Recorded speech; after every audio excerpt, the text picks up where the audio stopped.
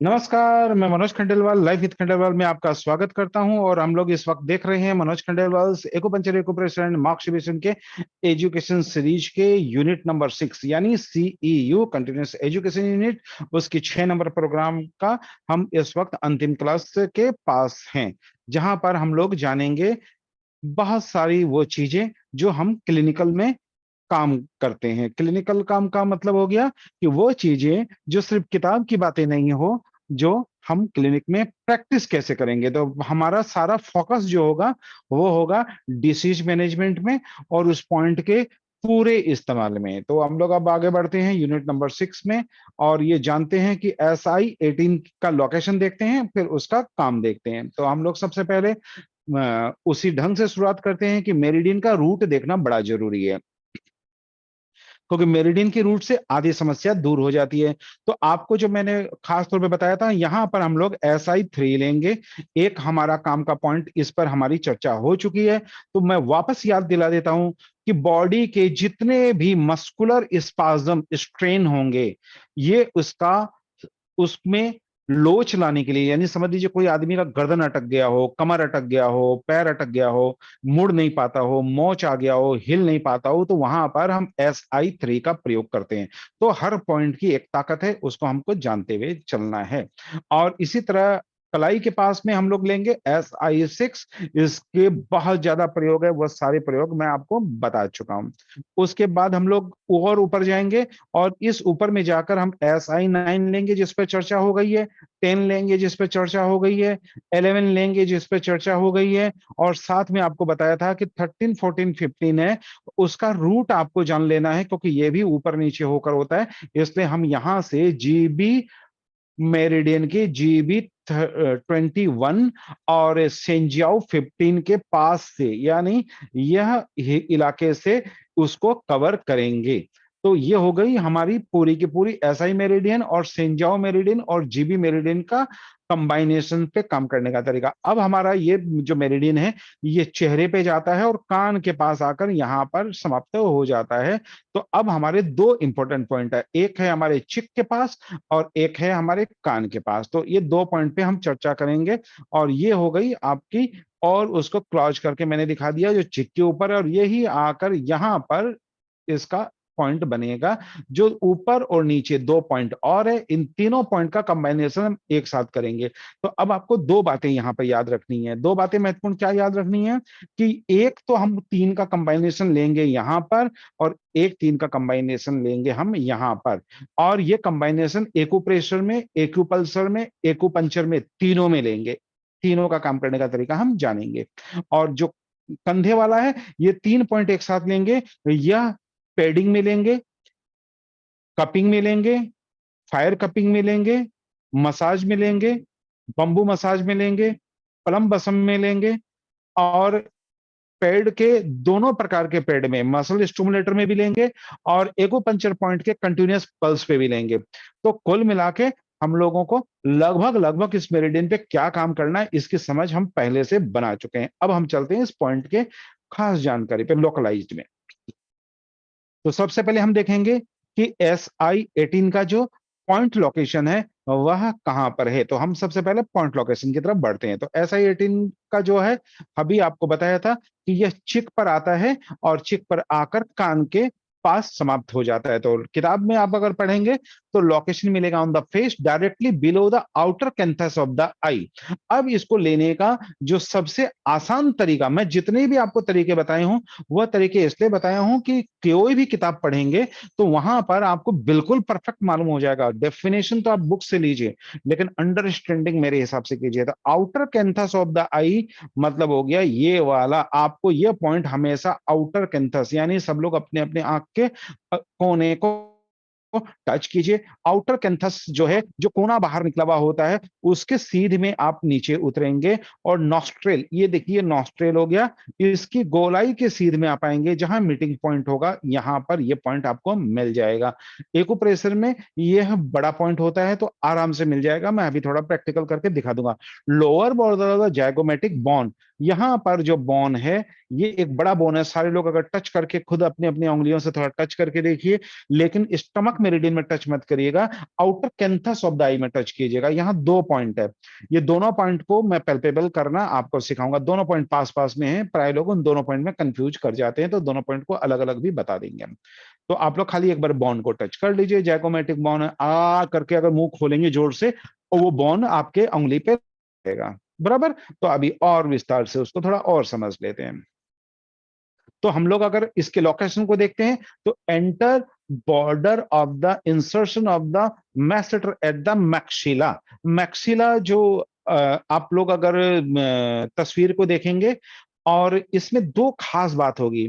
Masseter जो है वह आपको यहाँ पर काली रेखा में, ये देखिए, ये पूरी इलाका में बना हुआ, ये पूरा का पूरा इलाका हो गया। तो ये, इसको आप लोग सब लोग हाथ रखें और इसको आ करके मुंह खोलें, मुंह खोलना जरूरी है, क्योंकि नीचे हमने एक वर्ड दिया हुआ है, ध्यान से देखेंगे, टिथ बाइटिंग टुगेदर। या तो जोर से जबड़े को दबाएं, लेकिन उसमें दर्द हो जाता है, इससे बेहतर है माउथ ओपन वाइड, यानी मुंह को पूरा बड़ा खोलें।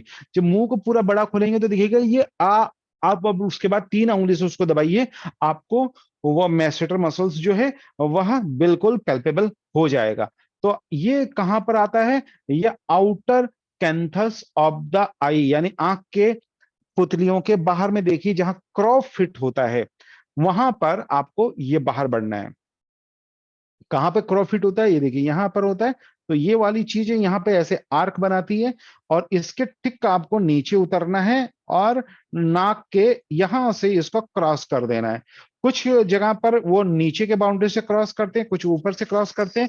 मैं ऊपर वाले से क्रॉस करता हूं, उससे पॉइंट अच्छा से पैपेबल हो जाता है। अगर आप एक्यूप्रेशर करेंगे, तो नॉस्ट्रिल के ऊपर वाले हिस्से से आपको आना है। अगर आप एक्यूपंक्चर करेंगे, तो आपको नीचे वाले हिस्से से आना है। ये थोड़ा सा ध्यान रखिएगा, क्योंकि इसमें निडलिंग जो है वो मस्कुलर पार्ट पे होता है, और एक्यूप्रेशर होता है वो बॉनी पार्ट पे होता है। तो यहां पर ये और ये अंतर रखिएगा। ये यहां पर बड़ा अंतर मैं दिखा रहा हूं, लेकिन इतना बड़ा अंतर नहीं होगा, वह जस्ट वो 1 पॉइंट का ही अंतर आएगा, इतना ही अंतर आएगा। ठीक है। तो एक्यूप्रेशर और एक्यूपंक्चर में थोड़ा सा स्लाइट डिफरेंस होगा, हल्का सा। वो डिफरेंस सिर्फ मसल और बॉन का होगा। तो हम इसको एक और दूसरे तस्वीर से भी देख लेते हैं। कॉर्नर ऑफ द चिक बोन, चिक बोन का मतलब हो गया जो हमारा ये उभारा हुआ हिस्सा है, आ करते हैं, तो ये चिक पे आप अगर कोई भी चीज को अगर कोई चबाते हैं, अगर कोई खाना खाते हैं, तो इसका आपको इस्तेमाल करना पड़ता है। इसीलिए हम लोग जो मुंह खोलते समय अगर कोई दिक्कत आती है, मुंह बंद करते समय दिक्कत आती है, मुंह कम खुलता है, तो भी हम इस पॉइंट का इस्तेमाल स्टमक 6 पॉइंट के साथ और बाकी दूसरे पॉइंट के साथ करते हैं। तो हम लोग अभी पहले इसके लोकेशन को देखेंगे। यहाँ पर आपका लोकेशन वापस आपको दिखा गया है। ये देखिए यहाँ पर एक डॉट डॉट में ये क्रॉसिंग पॉइंट है, और यहाँ पर देखिए ये नाक के नथुने के ऊपर, जो मैंने अभी आप थोड़ा देर पहले बताया था, ये नाक के नथुने के ऊपर आपको आया, और ये जो यहाँ पर मीटिंग होता है बहुत आसान है। अगर आप ध्यान से करेंगे तो आप बैठे बैठे भी इस पॉइंट को ढूंढ लेंगे, लेकिन थोड़ा सा एक्यूरेट स्टमक मेरिडियन से इसको अलग करना होता है। तो स्टमक मेरिडियन कहाँ होगा, इसी पे बता देता हूं मैं आपको। स्टमक मेरिडियन का जो पॉइंट होगा वो आंख की पुतलियों के नीचे से आते हैं, तब वो मिलता है हमको यहां पर। तो जो गलतियां करते हैं ना लोग, वो करते हैं ये आंख के नीचे आने का और आउटर कैंथस ऑफ द आई का नीचे आने का। तो जब भी आप स्टमक मेरिडियन के पॉइंट लेंगे, तो आंख की पुतली सीधा देखते हुए पेशेंट का लेंगे, तो यहां पर भी आपको ये बॉन मिलेगा, चिक बॉन मिलेगा। ये दोनों के दोनों पॉइंट बॉन पे है, तो इस पे कंफ्यूज नहीं करना है। हो सके अगर एक्यूप्रेशर कर रहे हैं तो आप दोनों ले लीजिएगा, लेकिन आपको मालूम होना होगा कि आप कौन सा पॉइंट ले रहे हैं। इसलिए आजू बाजू के पॉइंट को हमेशा ध्यान देके चलिएगा। तो इसको मैंने और क्लोज करके दिखा दिया, ताकि आप एकदम क्रिस्टल क्लियर हो जाएं कि SI18 जो कहां पे काम करना है, सिद्धांत इसका क्या रखना है, याद रखिएगा। इस पॉइंट को ऐसे मत लीजिएगा, हमेशा दोनों पॉइंट। अब यहां पर जो मार्क करने वाली बात है वो क्या, यहां के 3 पॉइंट और ये पॉइंट हमेशा ओपन माउथ करके ही लेंगे, बस इस चीज को याद रखना है। यह पॉइंट बिना मुंह खोले नहीं लेंगे, चाहे एक्यूप्रेशर हो चाहे एक्यूपंक्चर हो। उसके बाद मुंह खोलने के बाद जब लोकेशन ले लेंगे, तो काम करते समय मुंह का खुला होना जरूरी नहीं है, मुंह बंद होगा। सिर्फ पॉइंट को लेते समय मुंह खोल के लेंगे, ये वाला भी मुंह खोल के लेंगे, और ये तीनों पॉइंट भी मुंह खोल के लेंगे, बस इतना दिमाग में रखना है। बहुत सारे लोग क्या करते हैं, SI3 पर जो मुट्ठी बंद करके हम पॉइंट लेते हैं, वो गलती करते हैं।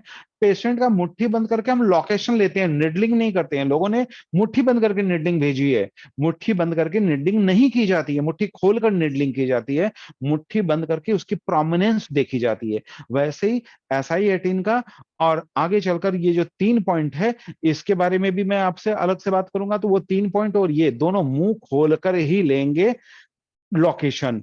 और निडलिंग जब करेंगे तो यहां पर तो रहेगा मुंह बंद ये वाले में, और इस पॉइंट पे खुले मुंह में ही निडलिंग करनी है आपको। बस ये दो दो अंतर रखना है, एक तो मुंह खोल के लेना है, यहां पर मुंह बंद हो जाएगा जब ट्रीटमेंट देंगे, और यहां पर जब नीडल लगाएंगे तो मुंह खुला होगा, नीडल लगा देंगे उसके बाद मुंह बंद करवा देंगे। तो क्लिनिकल प्रैक्टिस का ये अंतर आपको मालूम होना चाहिए पेनलेस निडल के लिए।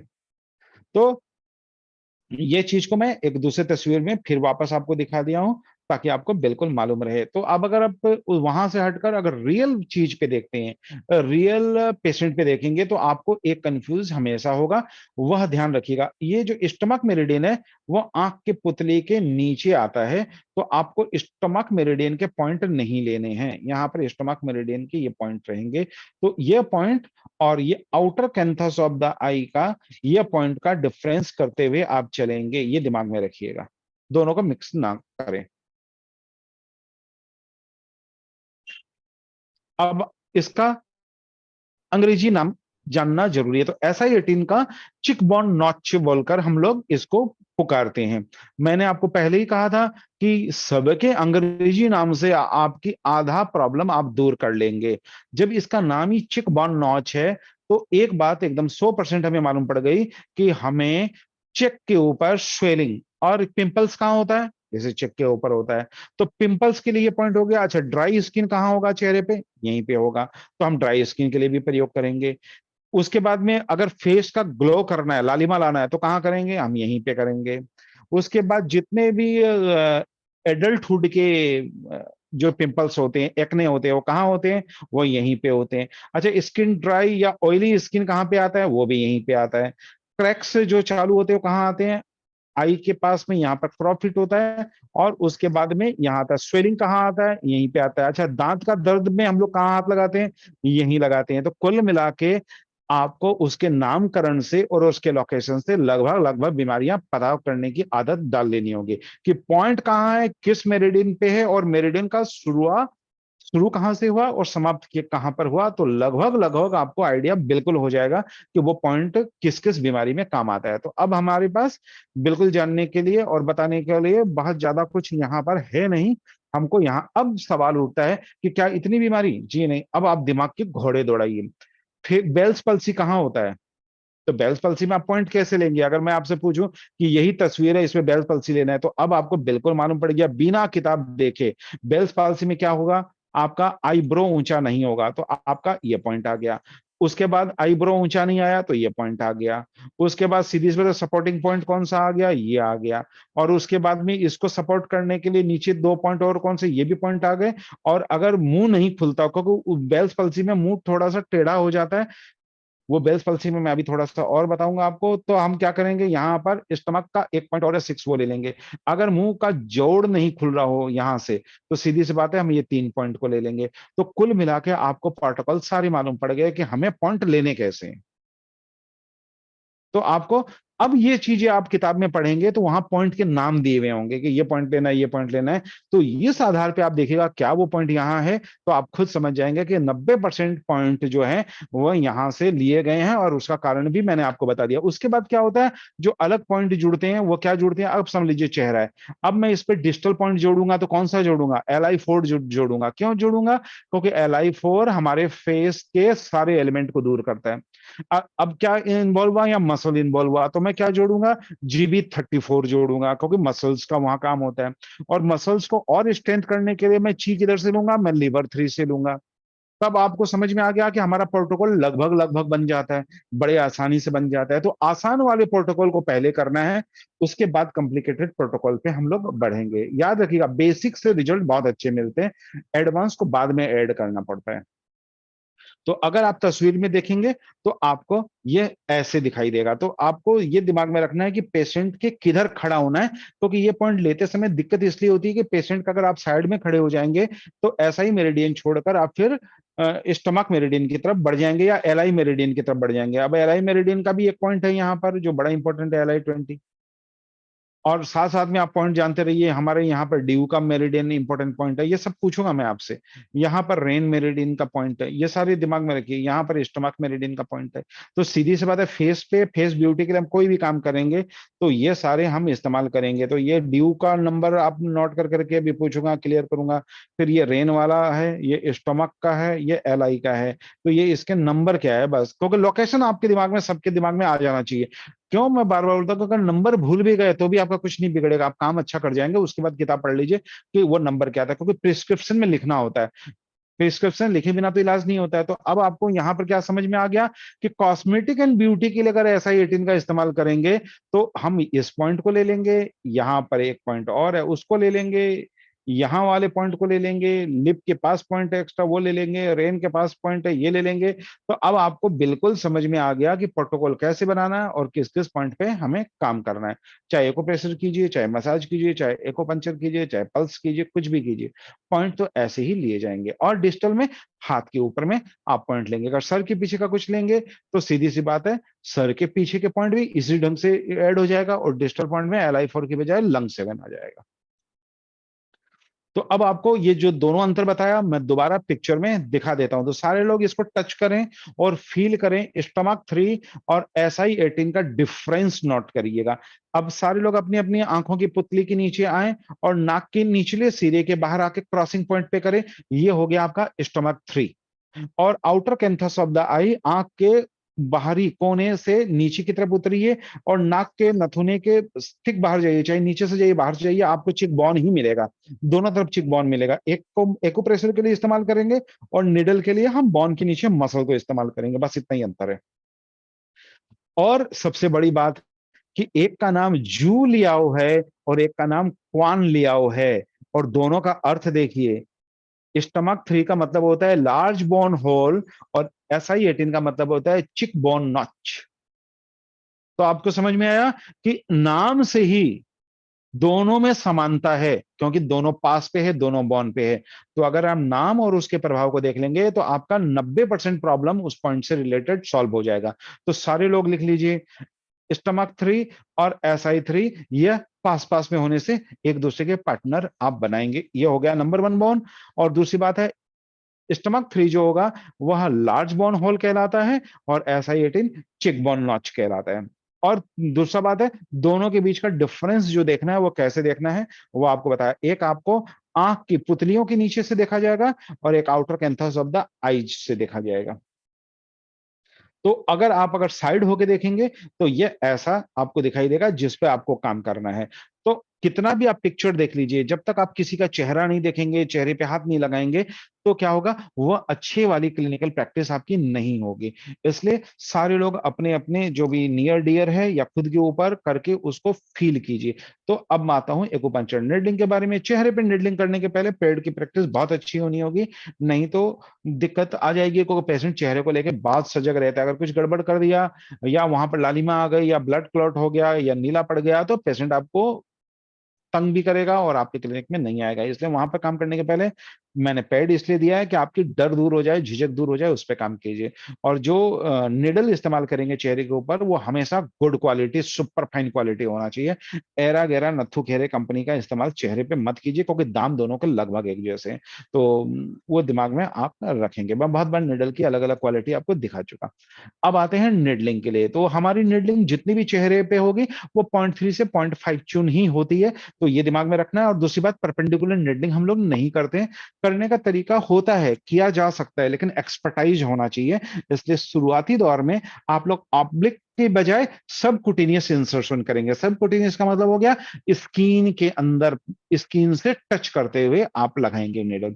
ठीक है, प्रैक्टिकल के दौरान मैं आपको ऑब्लिक और सबकुटेनियस और साथ में परपेंडिकुलर भी दिखाऊंगा, लेकिन परपेंडिकुलर आपको करना नहीं है जब तक एक्सपर्टाइज नहीं हो, क्योंकि सारी गूगल और यूट्यूब भरे पड़े हैं परपेंडिकुलर से, लेकिन परपेंडिकुलर किया नहीं जाता है। वो फोटोग्राफी के लिए अच्छे लगते हैं, काम जो होता है ऑब्लिक और सबकुटेनियस ही होता है, जिसके रिजल्ट अच्छे मिलते हैं, क्योंकि मेरिडियन के रूट पे बिना सबकुटेनियस किए आप अच्छे रिजल्ट नहीं दे सकते।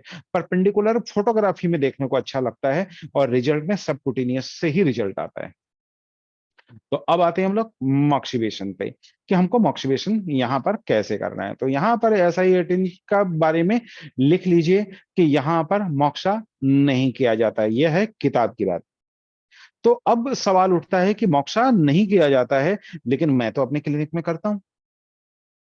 तो अब दोनों बातें एक साथ होगी, नहीं करना का मतलब नहीं करना है, और करने का मतलब करना है। तो दोनों बातें एक साथ कैसे होगी, ये भी हम जानेंगे। तो किताब के अनुसार, TCM के अनुसार आपको अवॉइड मोक्सा है, यहां पर मोक्सा नहीं करना है, ये आप नोट करेंगे। और उसके बाद में मैं बताऊंगा करना है तो कैसे करना है। तो क्लिनिकल यूज SI18 का क्या है, ये चीज हम लोग पहले जानते हैं कि इसका क्लिनिक में क्या महत्व है। तो क्लिनिक में महत्व लगभग मैं आपको बता चुका। अब दो पार्ट में देखते हैं, एक TCM के एंगल से देखते हैं और एक मॉडर्न क्लिनिक के एंगल से देखते हैं कि TCM क्या कहता है, और दूसरी बात है वो TCM जो कहता है क्या हमारे पास वैसे पेशेंट आएंगे। तो चलिए दोनों पे थोड़ी सी हम चर्चा कर लेते हैं। TCM जो कहता है मेनली, वह ये कहता है, क्योंकि TCM के कहने के पहले भी आपको ये मालूम होना चाहिए कि चेहरे के ऊपर जो अटैक होता है वो लंग विंड का और विंड का अटैक होता है, और लंग उससे प्रभावित होता है। ये बातें हम लंग मेरिडियन के समय में जान चुके हैं। तो अब आपको जो प्रोटोकॉल TCM का होगा उसमें हो गया लंग विंड इन्वेंशन होगा, विंड कोल्ड होगा, या लंग विंड इन्वेंशन होगा, विंड हिट होगा। ये तो ये ज्यादा करके ऐसे वर्ड मिलेंगे, तो इन सब वर्ड से आपको टेंशन लेने की जरूरत नहीं है। सिंपल सी बात है कि चेहरे पे मार मौसम परिवर्तन से होता है, और ठंड या गर्म से होता है। गर्म से कब होता है, जब लू चल रही होती है तब उसका प्रभाव लू के रूप में चेहरे पे होता है, और सर्दियों में सर्द हवा का प्रभाव आता है। तो सर्द हवा का प्रभाव हमारे चेहरे पे TCM के अनुसार क्या आ सकता है, और मॉडर्न साइंस में क्या आ सकता है। तो TCM के अनुसार आएगा तो सर्दी जुकाम खांसी, चेहरे का दर्द, फेशियल स्पाज्म आएगा। लेकिन मॉडर्न क्लिनिक में जो पेशेंट आएंगे वो अलग टाइप के आएंगे, इस टाइप के पेशेंट आपके पास नहीं आएंगे। आपके पास जो पेशेंट आएंगे वो कैसे आएंगे वो भी हम आपको थोड़ा सा बताएंगे, specially for wind disease in the area of the head. TCM के अनुसार ये आदमी ने जहां हाथ दिया है, जहां पर हाथ दिया है, ये टोटल पार्ट में आने वाली सारी बीमारी विंड अटैक के श्रेणी में आता है।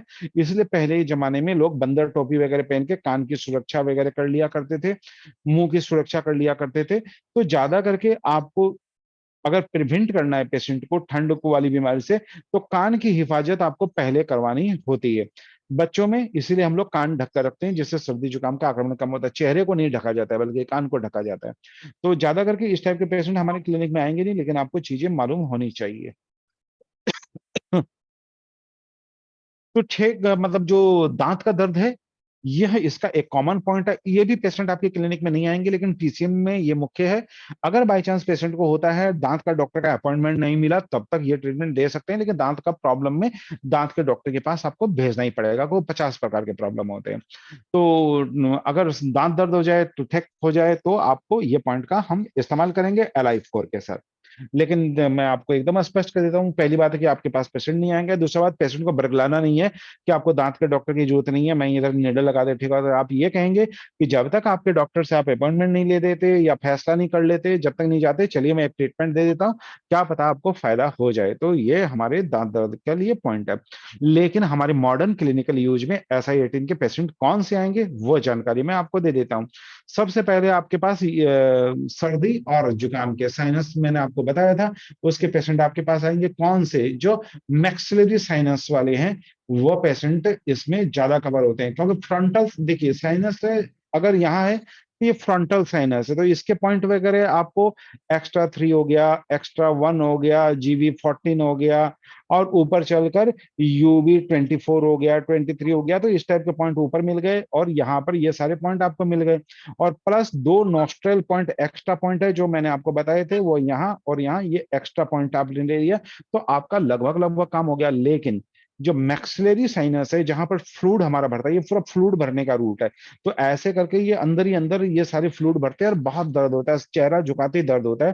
तो ये एरिया पूरा का पूरा पेनफुल हो जाता है उनका। जब ये एरिया पेनफुल हो गया तो हमें 2 मेरिडियन, यहाँ पर देखिए 3 मेरिडियन हम यहाँ पर काम कर रहे हैं। यहाँ पर 3 मेरिडियन, एक मेरिडियन आके ये LI20 बना रही है, दूसरी मेरिडियन स्टमक की मेरिडियन है जो स्टमक 3 बना रही है, और तीसरा आउटर कैंथस ऑफ आई से हमें स्टमक 8 यहाँ पर मिल रहा है। तो ये तीनों पॉइंट का अगर आप कंबाइनेशन करेंगे तो आप मैक्सिलरी साइनस पे यहाँ वाले साइनस में अच्छा रिजल्ट दे पाएंगे। तो अब आपको समझ में आ गया कि पॉइंट के कंबाइनेशन आजू बाजू वाले हमें क्यों जरूरत पड़ती है। तो हमारे पास यहाँ 3 मेरिडियन से काम करना है। तो अब आ गई छींक वाली प्रॉब्लम। तो राइनाइटिस में क्या होगा, दिक्कत कहाँ आएगी, ये इन सारी चीजों से आएगी। तो यहाँ पर हमारे पास एक तो एक्स्ट्रा 1 हो गया, और यहाँ पर UB2 हो गया, और साथ में यहाँ पर एक्स्ट्रा पॉइंट हो गया जो ठीक नाक के नॉस्ट्रिल जहां पर कर्व होता है, ये जैसे नाक के कर्व होता है ना, ये कर्व की बिंदु के ठीक ऊपर ये पॉइंट होता है एक्स्ट्रा पॉइंट। तो ये 2 पॉइंट लगा दिए तो लगभग लगभग आपका ये चीज भी यहाँ पर कवर हो गया। तो नो डाउट किताब में ये दोनों प्रॉब्लम एक साथ लिखे हुए जाते हैं, राइनाइटिस और साइनाइटिस। तो साइनसाइटिस में हम इस्तेमाल जो करेंगे वो देखते हुए करेंगे कि किधर का है, यहाँ का है या यहाँ का है। वर्ड एक साथ लिखने से आपको डिफरेंशिएट करना पड़ेगा, ठीक है। और डिजिटल में हमारे पास LI4 होगा, और प्लस मोक्सा के लिए हमारे पास UB12 13, जैसा मैंने आपको बताया था, आपको पीछे से लेना है। और ऐसे सारे प्रॉब्लम में जो दरवाजे खोलने हैं वो LI11 से खोलने हैं, बराबर। अब सवाल उठता है कि यहां पर तो मॉक्सिबेशन मना किया गया है, यहाँ पे TCM मना करता है, लेकिन मैं करता हूं। तो मैं आपको दोनों बात बता देता हूं। को यहाँ क्या आता है, no matter what kind of disease is there, जो राइनाइटिस और साइनसाइटिस से है, moxibustion is the most appropriate therapy for improving it. एक तरफ TCM मना कर रहा है, दूसरी तरफ मैं करने के लिए बोल रहा हूं, तो दोनों में अंतर समझिए। TCM का मतलब हो गया कि यहां पर आप अगर बाई चांस, अब लॉजिक समझिए, TCM मना क्यों कर रहा है, यहाँ लिक्विड है और आपने इसके ऊपर अगर मोक्सा कर दिया तो इसका भाप बनेगा अंदर, और भाप बनकर ये पूरे में फैल जाएगा और पेशेंट का जलन दर्द बढ़ जाएगा, बराबर। तो हमको क्या करना है, मॉक्सिबेशन यहां पर वो वाला करना है जो उल्टा बर्न होता है। कौन सा, इधर से बर्न होता है और इधर समाप्त होता है। तो यहां पर क्या हो गया, कैंडल मॉक्सिबेशन चलेगा, लेकिन रोल मोक्सा नहीं चलेगा। स्टिक मोक्सा चलेगा, लेकिन यहां पर हमको कोई भी ऐसा मोक्सा नहीं देना है जो परमानेंट रहे। इसलिए यहां पे ड्वेलिंग मोक्सा कर सकते हैं आप, पेंडुलम मोक्सा कर सकते हैं, लेकिन परमानेंट हिट वाला मोक्सा नहीं करेंगे। इसलिए यहां पर क्वाड्रिसेप मोक्सा नहीं चलेगा। सिंगल मोक्सा से आप रोल करेंगे, या फिर आप यहां पर बार बार में इनडायरेक्ट मॉक्सिबेशन, कैंडल मॉक्सिबेशन करेंगे। ब्यूटी वाले में मैं दिखा चुका हूं कैसे करना है, इसलिए मैंने ये ब्यूटी का पार्ट और ये मॉक्सिबेशन कैसे करना है ये भी बीच में आपको बता दिया, ठीक है। तो ऐसा ही एटी में मैक्सिलरी साइनसाइटिस का मतलब अब आपको समझ में आ गया। साइनस कहाँ कहाँ इकट्ठा होता है, फ्रंटल साइनस कैसे है, इथमॉइड साइनस क्या है, मैक्सिलरी साइनस क्या है। तो ये सारी चीजें आपको मालूम होनी चाहिए, क्योंकि हम चेक करते हैं, हम कहाँ कहाँ चेक करेंगे जब साइनस का कोई पेशेंट आएगा। और प्लस जो एक्यूप्रेशर पॉइंट बताया वो जरूर कीजिएगा। हम सबसे पहले यहाँ पर प्रेस करते हैं, अगर इसमें दर्द आया यहाँ पे, तो हम UB2 और एक्स्ट्रा 1 और GB34, ये 3 पॉइंट यहाँ पर कंबाइनेशन करेंगे। और ये जो साइनस होता है ये फ्रंटल साइनस होता है, तो प्रिस्क्रिप्शन में आप लिखेंगे फ्रंटल साइनस। तो फ्रंटल साइनस में ये पॉइंट 3 के ऊपर हम यहां से लेंगे। लेकिन अगर समझ लीजिए वो आंख वाले दायरे में ही, ये आंख वाले दायरे में दोनों आंखों के बीच में पेशेंट कहता है मुझे दर्द होता है, तो हम क्या करते हैं, कल पिंच स्टाइल दिखाया था, इस पिंच स्टाइल से यहां पर दबा के देखते हैं 3 पॉइंट, इधर के 3 पॉइंट और इधर के 3 पॉइंट दबा के देखते हैं, तीनों में अगर दर्द होता है तो इथमॉइड साइनस कहलाता है वो। तो आप अपने प्रिस्क्रिप्शन में इथमॉइड साइनस लिखेंगे और यहां पर पॉइंट देंगे, तो ऊपर का पॉइंट और नीचे का पॉइंट हम लेंगे, एक लेंगे UB2 और एक लेंगे एक्स्ट्रा पॉइंट जो ये नाक के ठीक नथुने के, जहां नथुना समाप्त होता है ठीक उसके ऊपर होता है। तो ये दोनों समझ में आ गया कैसे पॉइंट लिया जाता है। तीसरा क्या होगा, अगर आपको मैक्सिलरी साइनस है, तो मैंने आपको अभी अभी बताया कि हमको यहां से क्रॉस करके एक मेरिडियन यहाँ जाएगा, LI20 का लेंगे। ऊपर से आ गया तो ये स्टमक का, ये तीनों अलग अलग मेरिडियन है, स्टमक का लेंगे। और बाहर वाले में हम लोग जो लेंगे वह अभी अभी आपको बताया, स्टमक मेरिडियन का लेंगे। तो ये 3 पॉइंट हम यहाँ पर इसके लिए लेंगे। और प्लस ये सारे का जो कॉमन पॉइंट होगा वो LI4 as a distal point होगा। तो डिस्टल पॉइंट हमेशा एक साथ में हर बीमारी का जोड़ेंगे, देखेंगे उसका एरिया कौन सा है।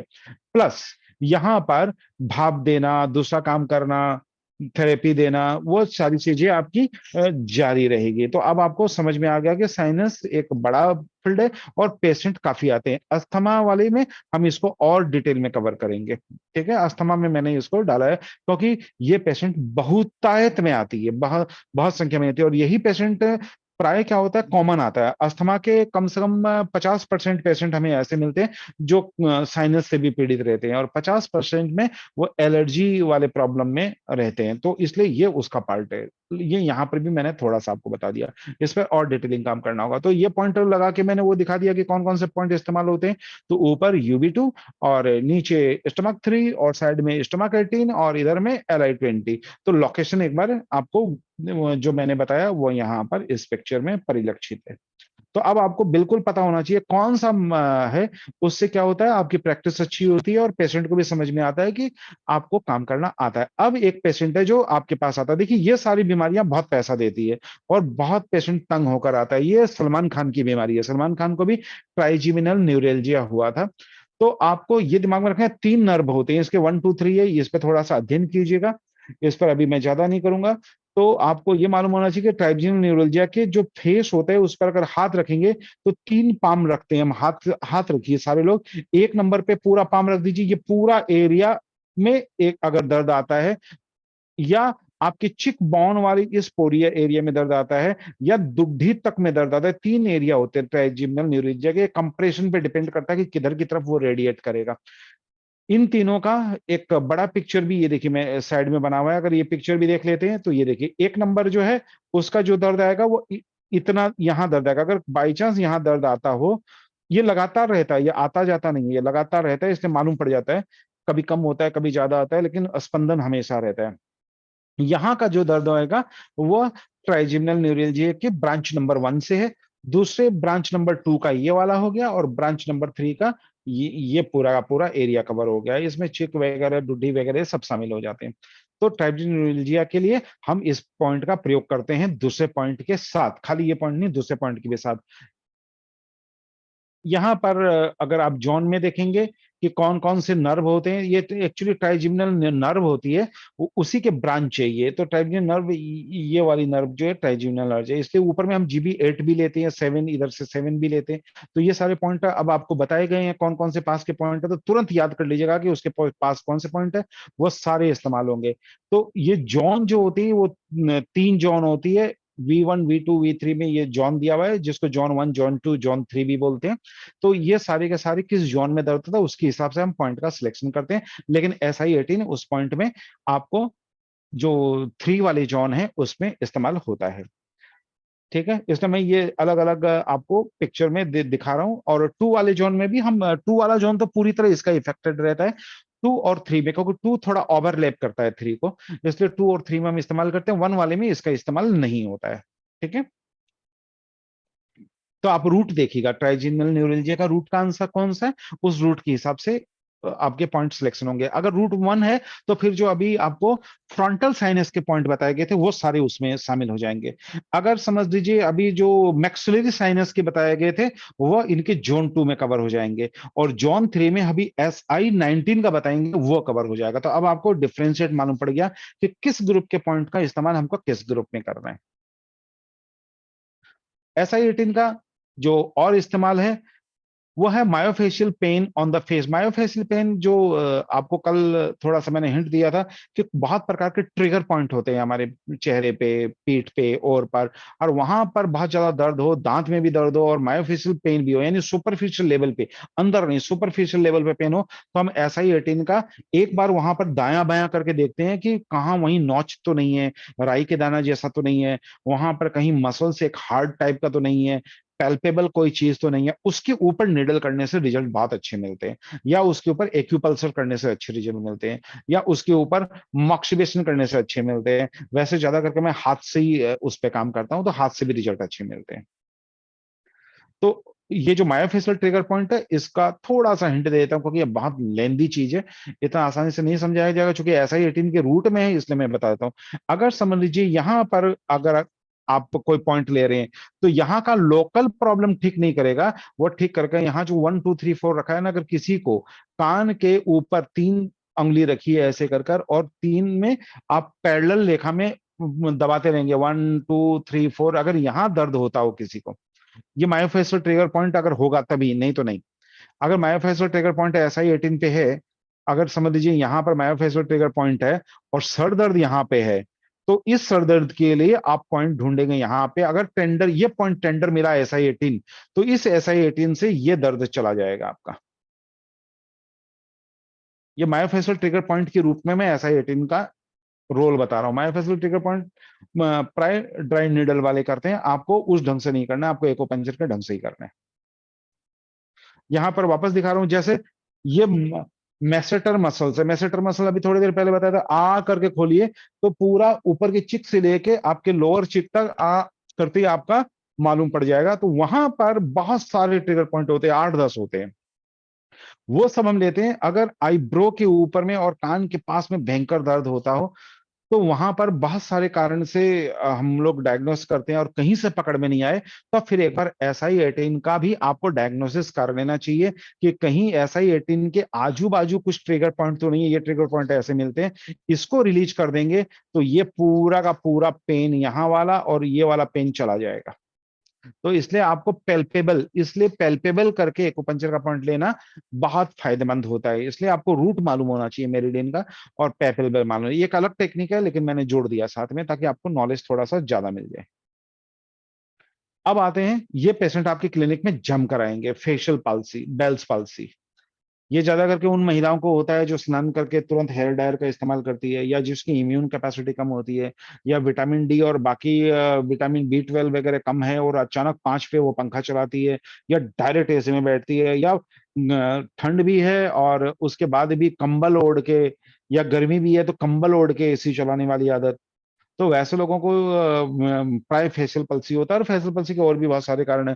फ्रिज से डायरेक्ट पानी पीने वालों को जबरदस्त होता है, तो गर्मियों में फेशियल पल्स, जबकि ये ठंड की बीमारी है, उसके बाद भी गर्मियों में पेशेंट आता है, तो हम समझ जाते हैं कि ये डायरेक्ट बर्फ वाला चीज या ठंडा पानी फ्रिज का इस्तेमाल किया है। तो यहाँ पर जो सिम्टम आएंगे वो आपको दिमाग में देना है बेल पल्सी के। आईब्रो उसका ऊंचा नहीं होगा, थोड़ा सा यहाँ पर जानकारी दे देता हूँ, वैसे इसका पार्ट नहीं है, ये आईब्रो उसका ऊंचा नहीं होगा। आई लिड जो होगी वो नीचे की तरफ ड्रॉप हो जाएगी, और ये पूरा हिस्सा नीचे की तरफ गिर जाएगा। ड्रॉपिंग कॉर्नर माउथ जो होगा वो नीचे गिर जाएगा, और ये जो ये ग्रेव है, ये जो टेढ़ा सा जो है ना, यहाँ पे एक लाइन होता है, आप अगर देखिए, ये देखिए इस तरफ है लाइन, वो दूसरी तरफ देखेंगे, ये देखिए ये जो ग्रॉब है ना, ये ग्रॉब जो है ये नीचे की तरफ गिर जाता है ऐसे। ये जैसे ऊपर से नाक से लगा हुआ है ना, ये नीचे की तरफ आ जाता है। ठीक है, नासोलेबियल फोल्ड या नासोलेबियल क्रीज कहते हैं इसको, वो नीचे की तरफ आता है। तो ये सिम्टम देख के ही हमको समझ में आता है, एक तरफ बिल्कुल ठीक रहेगा, इधर कोई प्रॉब्लम नहीं आएगा, एक एक साइड प्रॉब्लम आता है, तो उसको रिहेबिलिटेशन और बहुत सारे काम के साथ फिर ट्रीटमेंट देना होता है। तो उसमें हमारा SI18 मुख्य पॉइंट में होता है। तो अब आपको ऊपर के पॉइंट, नीचे के पॉइंट, चेहरे के पॉइंट लगभग सारे मैं जानकारी दे चुका। थोड़ा दिमाग के घोड़े दौड़ाइए कि कौन कौन से पॉइंट इस इफेक्टेड पार्ट में है, और वो पॉइंट ले लीजिए, इतना ही आसान है। तो ये मैं एक बार पिक्चर भी दिखा देता हूँ, इसके साथ साथ दूसरी भी जानकारी मिल जाएगी। ये पेशेंट को हम लोग मुंह खुलवा के देखते हैं, तो जैसे आपको बताया, देखिए ये वाली गिर गई है, ये वाली गिर गई है, ये ऊपर नहीं हो पा रही है, और ये हिस्सा पूरा का पूरा इफेक्टेड हो गया है। तो ये हिस्सा, ये आंख और ये आंख देखिए, आपको ये आईब्रो ऊंचा करा के देखना है, हंसा के दिखाना है, बोल कर दिखाना है, पानी पिला के दिखाना है, और स्मेल करके भी हम लोग कोई चीज का सुगंध करने के लिए एक एक नाक से चेक कराते हैं। तो वो सारी चीज डिटेल में मत जाइए, लेकिन इतनी चीज भी देख लेंगे तो हो जाएगा। और ये ट्रीटमेंट देने के बाद जब पेशेंट ठीक होता है, तो वो बिल्कुल ऐसा रिकवर कर जाता है। लेकिन पेशेंट को थोड़ा जल्दी आना होता है, और याद रखिएगा, अगर पेशेंट आपके पास में 4 दिन के अंदर आ गया, तो तुरंत न्यूरोलॉजी के पास में भेजकर उसको एक इंजेक्शन लगा दीजिएगा। आजकल ऐसे इंजेक्शन आ गए हैं कि अगर वो 2 दिन के अंदर अगर लगा लेते हैं तो मोर देन 99% रिकवरी हो जाती है, और 4 दिन के अंदर लगा देंगे तो मोर देन 70% रिकवरी हो जाती है। न्यूरोलॉजिस्ट के पास जरूर भेजिएगा। और अगर लेट आता है पेशेंट उनके पास से, तब वो इंजेक्शन काम नहीं करता है, दिमाग में ये रख लीजिएगा। 4 दिन के बाद फिर इंजेक्शन काम नहीं करेगा, फिर उनकी दवाइयां वगैरह न्यूरोलॉजिकल की चलेगी और आपका ट्रीटमेंट ही काम करेगा। और आपको एक अच्छी बात बताता हूँ, इसके 40% पेशेंट तो आपके ट्रीटमेंट दिए बिना भी 50% रिकवरी कर जाएंगे। तो पेशेंट का जल्दी आना आपके लिए फायदेमंद होता है। ठीक है। ये उसके फेजेज होते हैं, तो आपको सारे फेज मालूम होने चाहिए फेशियल पल्सी या बेल पल्सी के लिए। तो ABCD में अगर आप ध्यान से देखेंगे तो इस ढंग से आप अगर उसको हंसने के लिए बोलेंगे तो एक साइड उसका काम करेगा, एक साइड काम नहीं करेगा, ये हाफ पे ही होता है। ठीक है। तो ये सारी कंडीशन आपको पेशेंट के चेक करने के थोड़े से मालूम होने चाहिए, तो मैं साथ में दे दिया हूँ। ऐसे करके ये बहुत सारे फेज में ABCD तक होते हैं। तो ये सारी चीजें आप ध्यान रखिएगा। तो ज्यादा करके बेल पल्सी के पेशेंट में हम ये काम लेंगे। मॉक्सा कप का इस्तेमाल यहाँ पर हम करेंगे कौन सा, जो सिलिकॉन कप दिया उसका छोटा कप आता है वो, उसका हम इस्तेमाल करेंगे। बड़े कप का भी कर सकते हैं, थोड़ा सा ढीला प्रेशर देकर। एक्यूप्रेशर यहाँ जमकर इस्तेमाल होता है, तो हाथ के एक्यूप्रेशर का आप बहुत बढ़िया से यहाँ इस्तेमाल कर सकते हैं। एक्यूप्रेशर मैनुअल भी होगा और साथ में इलेक्ट्रॉनिक गजट से भी होगा। एक्यूप्रेशर मसाज थेरेपी में आपको रूट मालूम होना चाहिए, और कल भी बताया था, आज भी बता देता हूँ, वह 1-2 बार करने से नहीं होता, वो 100 to 200 टाइम्स किया जाता है। ठीक है। और फेशियल स्वेलिंग हो तो पूरे मेरिडियन पे फिर हम देते हैं। एवॉइड मॉक्सा का फार्मूला दिमाग में रखेंगे, और कैसे मॉक्सा करना है ये आपको बताया, उसी ढंग से करेंगे। वहां रिटेन मॉक्सा नहीं करेंगे, बस दिमाग में रखिएगा। मॉक्सिबेशन प्राय हम लोग जैसे कहते हैं कि गर्भवती महिला को नहीं देना है, यहाँ पर गर्भवती महिला के ऊपर में दिया गया है। तो हर चीज की प्रिकॉशंस, कंट्राडिक्शन और काम करने की हुनर मालूम होना चाहिए, तब आप कुछ भी कर सकते हैं। अगर नहीं मालूम है तो आप कुछ भी नहीं कर सकते फिर। ठीक है। तो आपको SI-18 का मैंने बताया था how to do the safest moxibustion, उसी ढंग से करना है, दूसरे टाइप से नहीं करना है। फेशियल स्पाज्म जो है, एक वर्ड आपको मिलेगा, हेमी फेशियल स्पाज्म। तो इसमें क्या होता है कि ज्यादा करके जो बेल पल्सी के पेशेंट होते हैं वो लोग ही आते हैं, वो जिनके पेशेंट के मतलब बहुत प्रोलॉन्ग पीरियड होता है, वो एक्सरसाइज वगैरह नहीं करते, तो हेमी फेशियल स्पाज्म के पेशेंट आएंगे तो आप इसका इस्तेमाल करेंगे। हेमीफेशियल स्पाज्म का जो चेकअप होता है वो बेल पल्सी जैसा ही होता है। उसमें आईब्रो को अगर ऊंचा करते हैं तो वो 100% ऊपर नहीं होता है, थोड़ा सा अटक जाता है, तो उस सब में हमें काम करना होता है।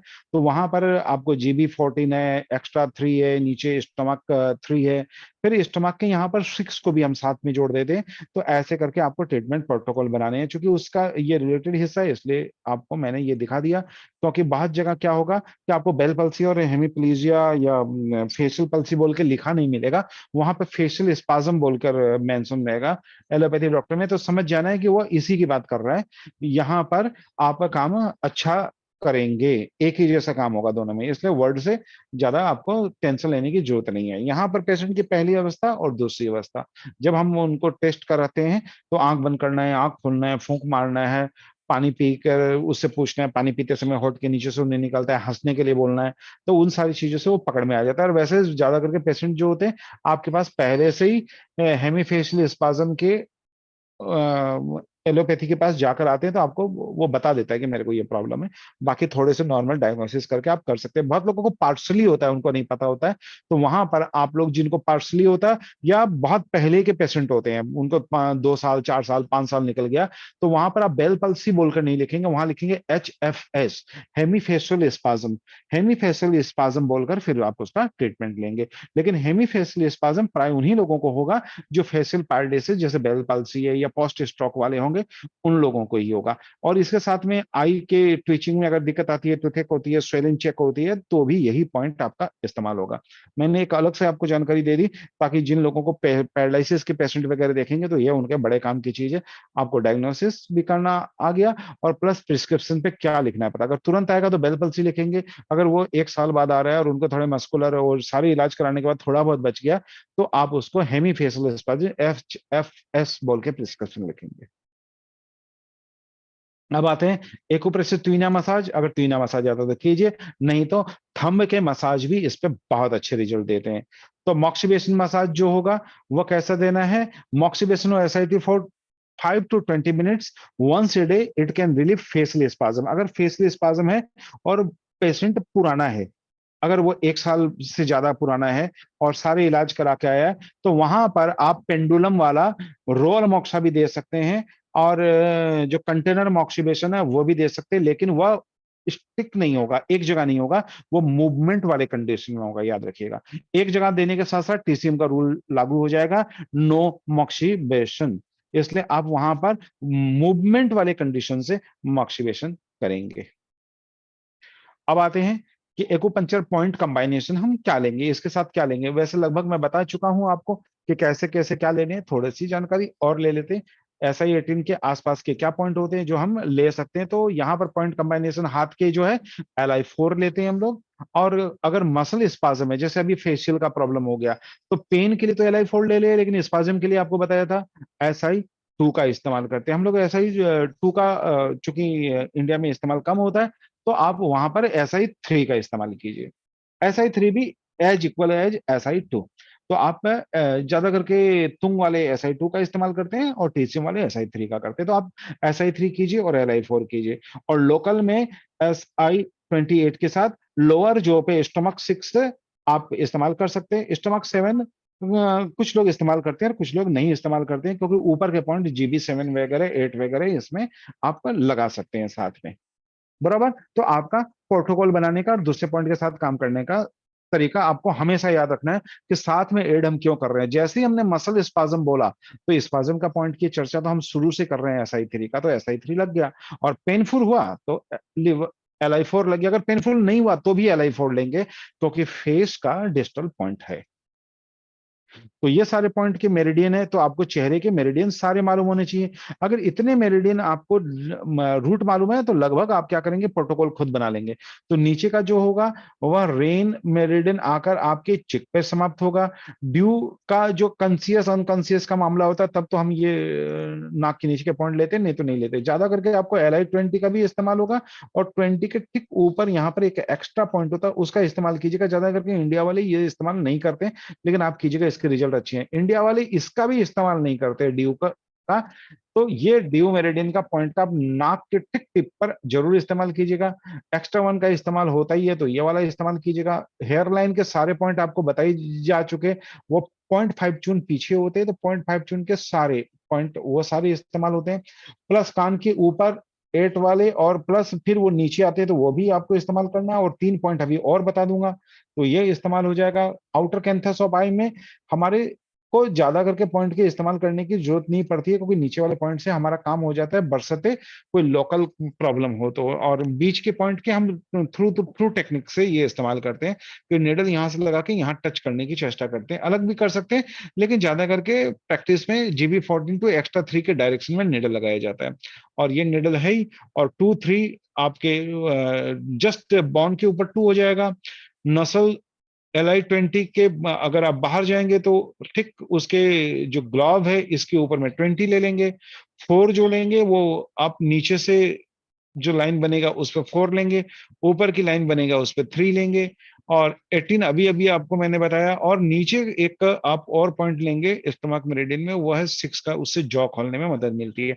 तो लगभग लगभग चेहरे के पॉइंट आपके सारे एक बार देख लीजिए, सारे कवर हो चुके हैं। बस आपको पता होना चाहिए कि आसपास के कौन से पॉइंट है, वो भी जानकारी इस पे मैं अलग से भी क्लास कर दूंगा। ये सारी जानकारी आप रखिएगा, ये आपके बड़े काम की चीज है। तो अब हम लोग लेते हैं प्रैक्टिकल क्लास की तरफ। 2 क्लास एक साथ हम करेंगे, एक करेंगे प्रैक्टिकल क्लास और एक करेंगे क्लिनिकल।